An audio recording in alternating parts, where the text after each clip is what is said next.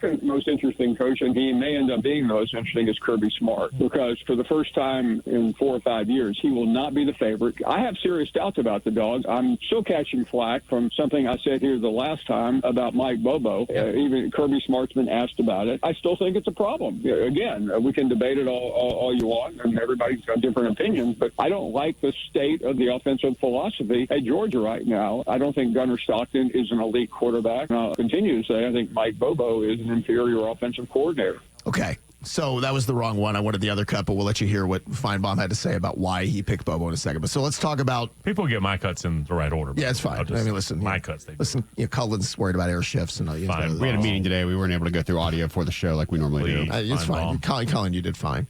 So we'll hear the other cut in a moment. But what he just talked about there, let's do the second part first. So he talked about Gunner. He's like, I don't like the ceiling of Gunner Stockton. He might be right. I guess I would ask, how the hell would anybody know? All we've seen out of Gunner is a game and a half, and I will say the game and a half he played, not exactly against Austin Peay in Middle Tennessee. He came in the middle of the SEC championship game in a game that was hanging in the balance. They didn't ask him to do a ton, but they also asked him to make some throws when he had to, and I thought he composed himself, made a big run late in that game, almost got decapitated, and Georgia won the game. Then in the Sugar Bowl, like you can point to a lot of things that didn't go well in that game. I thought the least of the problems were Gunner Stockton. I thought Gunner made enough good throws. I thought he made good decisions. He wasn't perfect, but special teams, some coaching things, some other stuff, turning the ball over, that was a bigger issue than Gunner Stockton. So, again, Paul might be right, but how about we give it a little sample here before we decide we know what the ceiling is? Do you know the ceiling on Gunner? Because I don't.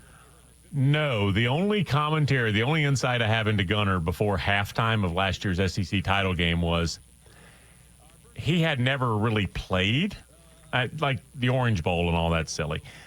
He had never played, and I hadn't heard any plans for him to play. I had heard for it to go from Carson Beck to Raiola, or from Carson Beck to Puglisi, or like who are the next 5-star? Was it Curtis? John Curtis out of Nashville, I guess.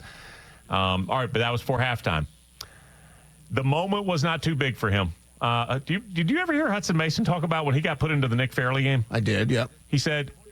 Mark Reed looked at him and said, go out there, kneel down. And he says, I was like kind of nervous. I'm supposed to be out there. And the only reason I was going is because they basically beat up Aaron Murray. He's like, go out there, just take the snap and kneel down.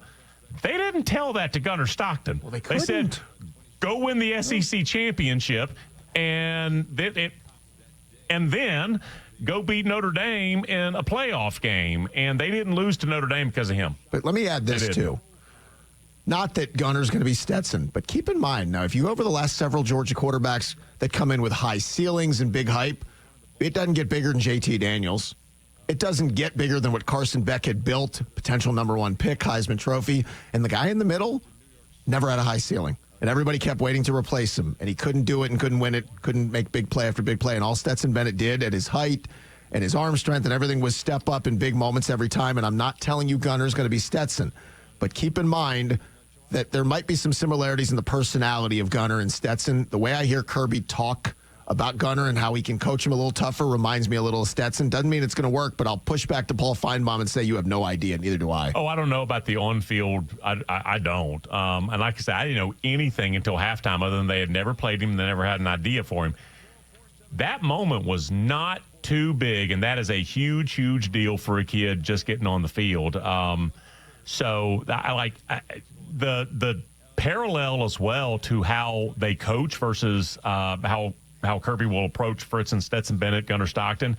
I think if you look at a guy like how he handled Carson Beck, there have been moments where he's looked at a quarterback, and I just get the feeling he thought, this guy might be soft. And it's more like JT Daniels. I've told the story before and it wound up being spot on. I was told in the moment and put it out on the air that Kirby is getting tired of every Saturday having to say, how does JT feel? Yep. And that was about a month into it, and then he was done with JT. He knew Stetson was going to be there every Saturday.